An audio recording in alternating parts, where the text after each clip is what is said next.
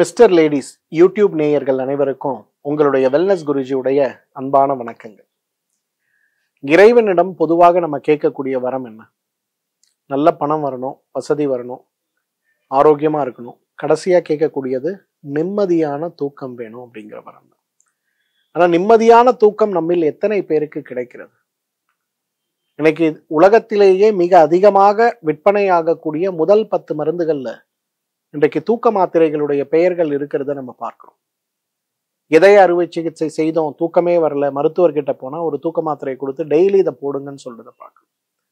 வேலைகள்ல ஏற்படுகின்ற சிரமங்கள், வேலைகள்ல ஏற்படுகின்ற கஷ்டங்கள்னு நிறைய விஷயங்கள் இன்றைக்கு தூக்கத்தையும் கெடுக்கக்கூடிய விஷயங்களாக இருக்கிறதுனால தூக்க மாத்திரையை தேடக்கூடிய வழிமுறைகளை நம்ம பின்பற்றணும்.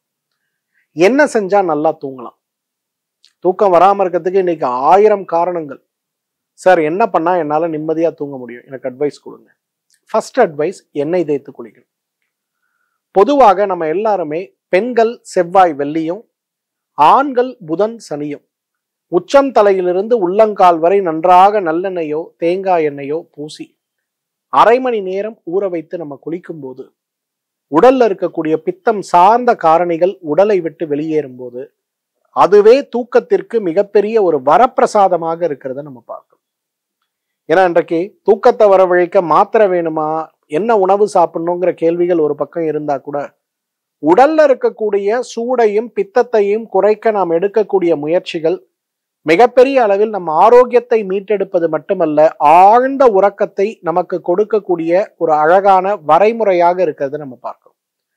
ஸோ அந்த வகையில இன்றைக்கு முதல்ல நல்ல தூக்கம் வரணும்னா என்ன பண்ணணும்? எண்ணெய் தேய்த்து குளிக்கணும். ரெண்டாவது, வயிறு ரொம்ப சாப்பிடணும்.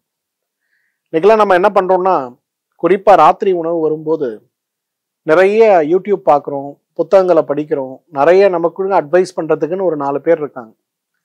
அப்ப அவங்க எல்லாம் சொல்லுவாங்க, ஐயோ ராத்திரியில நிறைய சாப்பிடாதீங்க, உங்களுக்கு எடை போட்டுரும், சுகர் ஏறிடும். முதல்ல நம்ம என்ன பண்ணுவோம்னா, பகல் உணவெல்லாம் ஃபுல் கட்டுவோம். ஆனா ராத்திரி உணவு வரும்போது அதை பாதியா குறைக்கிறேன், இல்ல ராத்திரியில நான் வெறும் பழம் மட்டும் சாப்பிட்றேன், அப்படி இப்படின்னு சொல்லி வயிற்றுக்கு தேவையான உணவை நம்ம கொடுப்பதே கிடையாது. நம்ம வீட்டுல ஒரு 6 மாச குழந்தை இருக்கு, அந்த 6 மாச குழந்தைக்கு வயிறு நிறைய நீங்க பால் கொடுக்கலன்னா அந்த குழந்தை தூங்குமா ராத்திரியில? நிச்சயமா தூங்காது. அப்ப நம்ம வயிறு நிறைய சாப்பிடலன்னா ராத்திரியில நமக்கு எப்படி தூக்கம் வரும்? நீங்க என்ன டயட்டிங் பண்றதா இருந்தாலும், என்ன கிராஷ் டயட் பண்றதா இருந்தாலும், காலை உணவு மதிய உணவுல உங்களோட டயட்டை வச்சுங்க. இரவு உணவை பொறுத்தவரையிலும் நன்றாக சாப்பிடக்கூடிய வழிமுறையை வச்சுங்க, உங்களுக்கு சிரமமே இருக்காது. இதுல ரொம்ப கவனமா இருக்கணும். இரவு உணவு நன்றாக சாப்பிட்டால் மட்டும்தான் தூக்கம் வரும்ங்கிறத புரிஞ்சுக்கணும். மூன்றாவது, மன அமைதிக்கும் தூக்கத்திற்கும் நிறைய சம்பந்தம் உண்டு. நம்ம யாரு பிரச்சனை இல்லாம இருக்கும்? காலையில எழுந்தா ராத்திரி வரையிலும் வாழ்க்கையில போராட்டம் தான் நம்ம எல்லாருக்கும் இறைவன் கொடுத்த விதியாகத்தான் நம்ம எல்லாருக்கும் இருக்கு. பகல் ஃபுல்லா அதை பத்தி யோசிக்கிறது போதாதுன்னு எல்லா வேலையை முடிச்சு ராத்திரி படுக்கும் போதும் அதையே நம்ம யோசிச்சோம்னா நம்மளால தூங்க முடியுமா? முடியாது. அப்ப என்ன செஞ்சா நம்ம தூங்க முடியும்? தியானம் தேவை. பொதுவாக யோக நித்திரைன்னு சொல்லக்கூடிய ஒரு பயிற்சி. இந்த யோக நித்திரை பயிற்சி எவ்வளவு சிறப்பானது அப்படின்னா, ஒரு மனிதனுடைய எதிர்மறை ஆற்றலை கிட்டத்தட்ட 100% குறைத்து நேர்மறை ஆற்றலை அதிகப்படுத்தக்கூடிய சிறப்பு பயிற்சிகள்ல யோக நித்திரை ஒன்று. இப்ப கூகுளோட CEO இருக்காரு, சுந்தர் பிச்சைன்னு இருக்காரு, நம்ம தமிழ்நாட்டுக்காரர் தான். அவர்கிட்ட கேள்வி கேட்குறாங்க, என்னங்க இது ரொம்ப டஃப்பான ஜாப் ஆச்சே, நீங்க எப்படி இதை மேனேஜ் பண்றீங்க? நிறைய பிரச்சனைகள் வரும், லீகல் ப்ராப்ளம் வரும், விதவிதமான நாடுகள், விதவிதமான சட்டத்திட்டங்கள். என்னதான் உங்களுக்கு ஹெல்ப் பண்றதுக்கு 10 பேர் இருந்தா கூட உங்களுக்கு இருக்கக்கூடிய டென்ஷனை நீங்க எப்படி குறைக்கிறீங்கன்னு சொல்லும்போது அவர் அழகா சொன்னார், யோக நித்திரை நான் ஒவ்வொரு 4 hours ஒரு முறை 15 minutes யோக நித்திரை பண்றேன். இந்த யோக நித்திரை பண்ணும்போது தூக்கம் போலவே மனதை ஆழ்மனதை நம்ம அமைதிக்கு கொண்டு சென்று ஆனால் தூங்காமல் திரும்பி வருகின்ற அந்த பயிற்சிக்கு பேரு யோக நித்திரை. இதை செய்யும் போது 8 மணி நேரம் நான் தூங்கினா எழுந்திருக்கும் போது எவ்வளவு புத்துணர்ச்சி இருக்குமோ அந்த புத்துணர்ச்சியோடு நான் இருக்கேன். அதனால எனக்கு கம்பெனியை ரன் பண்றதோ இல்ல இப்ப இருக்கிறத விட 100 மடங்கு பிரச்சனை வந்தா அதை சமாளிக்கிறதோ எனக்கு ரொம்ப பெரிய விஷயமே கிடையாது, ரொம்ப சின்ன விஷயம் அப்படின்னு சொல்லி அவர் ரொம்ப அழகா சொன்னார். இந்த யோக நித்திரை அப்படிங்கிறது ஆழ்ந்த உறக்கத்தை கொடுப்பது மட்டுமல்ல, ஆழ்ந்த நேர்மறை எண்ணங்களை நம் மனதில் விதைக்கக்கூடிய ரொம்ப அழகான ஒரு விஷயம்னு சொல்லுவோம். அதனால மூன்றாவதா நம்ம பண்ண வேண்டியது யோக நித்திரையை கத்துக்கொண்டு அதை ஃபாலோ பண்ண முடியுமான்னு பார்க்கணும். நாலாவது ரொம்ப முக்கியமானது, இந்த மொபைல் போன், டிவி, லைட்ஸ் இதெல்லாம் தூங்குறதுக்கு குறைஞ்சது 2 மணி நேரத்துக்கு முன்னாடி நம்ம அவாய்ட் பண்ணணும். நீங்க கண்ணுக்கு பக்கத்துல வெளிச்சத்தை வச்சுட்டு, நிறைய பேர் என்கிட்ட சொல்லுவாங்க, நான் தூக்கம் வரல மொபைல் பார்க்குறேன். நீங்க மொபைல் பார்க்கறதுனால தான் உங்களுக்கு தூக்கமே வரலங்கிறத புரிஞ்சுக்கணும். இன்றைக்கு வீட்டில் இருக்கக்கூடிய இல்லத்தரசிகளோ அல்லது குழந்தைகளோ இளைஞர்களோ கூட 8 மணிக்கு மேல மொபைல் பார்க்கக்கூடிய அளவுக்கு உங்களுக்கு ஏதாவது தேவை இருக்கான்னு கேட்டா நிச்சயமா கிடையாது. மொபைல் தேவைக்கு உபயோகப்படுத்த வேண்டிய ஒரு பொருளை தவிர நம்முடைய நேரத்தை கடத்த உபயோகப்படுத்த வேண்டிய பொருள் அல்ல அப்படிங்கிறத நம்ம புரிஞ்சுக்கணும். ஸோ அந்த வகையில இந்த பிரைட் ஆப்ஜெக்ட்ஸ், டிவியா இருக்கட்டும், மொபைல் போனா இருக்கட்டும், டேபா இருக்கட்டும், லேப்டாப்பா இருக்கட்டும், எல்லாமே தூங்குறதுக்கு குறைஞ்சது 1 ஹவருக்கு முன்னாடி ஸ்டாப் பண்ண முடியுமான்னு பாருங்க. 5வது ரொம்ப இம்பார்ட்டன்ட் என்ன தெரியுமா? உண்மையிலே நமக்கு தூக்க நோய் இருக்காங்கிறத புரிஞ்சுட்டு அதுக்கான முறையான சிகிச்சை எடுக்கணும். இன்றைக்கு தூக்கம் இல்லைன்னு சொல்லிட்டு இன்னும் போராட்டத்தில் இருக்கக்கூடிய நிறைய பேரை கூப்பிட்டு ஏன் தூக்கம் இல்லைன்னு ஆராய்ச்சி பண்ணி பார்த்தோம்னா அவங்களுக்கு ஹை பிளட் ப்ரெஷர் இருக்கும், சுகர் இருக்கும், இதய நோய் இருக்கும், அல்சர் இருக்கும், மனநோய் இருக்கும். மனநோயாளிகள் யாராலையும் இரவுல தூங்க முடியாது.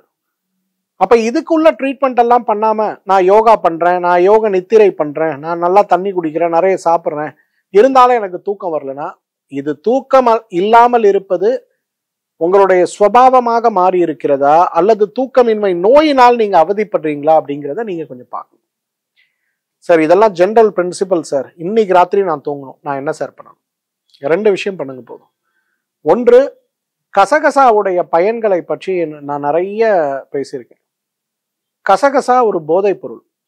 உங்க எல்லாருக்கும் தெரியுமான்னு எனக்கு தெரியல. நிறைய நாடுகள்ல நீங்க மலேசியா, சிங்கப்பூர், துபாய்லாம் போறீங்கன்னா உங்களை அரெஸ்ட் பண்றதுக்கு பெரிய காரணமே வேணாம். நீங்க ஒரு 100 கிராம் கசகசா கொண்டு போனீங்கன்னா போதும். அதுக்கு பேரு பாப்பி சீட்ஸ்ன்னு பேரு. அந்த அளவுக்கு போதையை உருவாக்கக்கூடிய அந்த செடியிலிருந்து எடுக்கக்கூடிய விதை தான் கசகசா.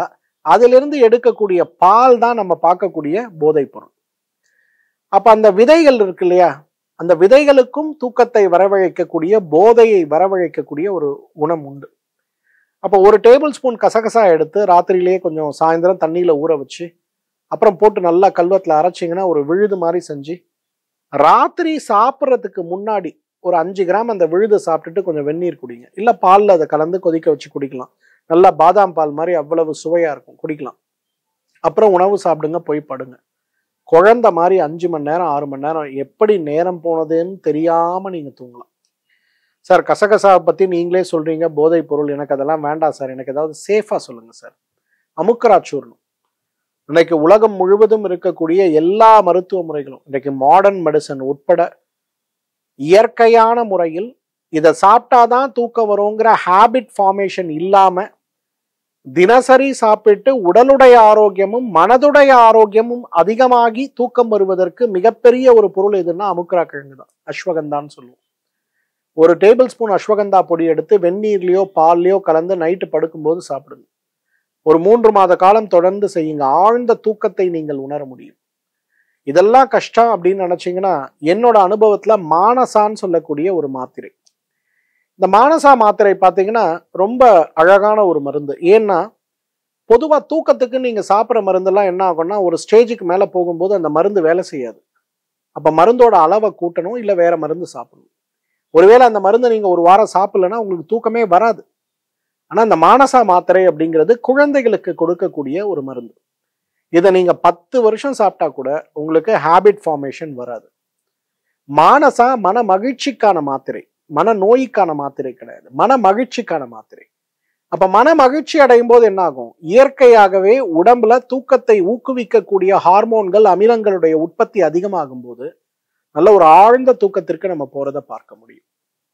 வெறும் மாத்திரைகள் மட்டும் இல்ல, மூச்சு பயிற்சி, யோக பயிற்சி, முறையான உணவு, இந்த மாதிரி நிறைய காரணிகள் நம்மிடம் இருக்கு. இந்த காரணிகளை முறையாக நம்ம பின்பற்றணும். இதுல 5வது பாயிண்ட் ரொம்ப முக்கியங்க. நாங்க எல்லாருமே யோசிக்கணும், தூக்கமின்மை ஒரு நோயுடைய அறிகுறியா இருக்கா இல்ல ஒரு நோயாகவே இருக்காங்கிற ஒரு புரிதல் முக்கியம். இந்த புரிதலோடு நான் சொன்ன இந்த 4 விஷயத்தோடு கசகசா சாப்பிடலாம், அமுக்கரா சாப்பிடலாம், மானசா கேப்சூல் சாப்பிடலாம்.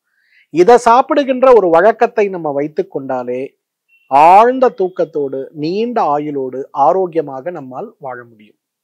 மீண்டும் மற்றுமொரு ஆரோக்கிய குறிப்போடு சந்திக்கிறேன்.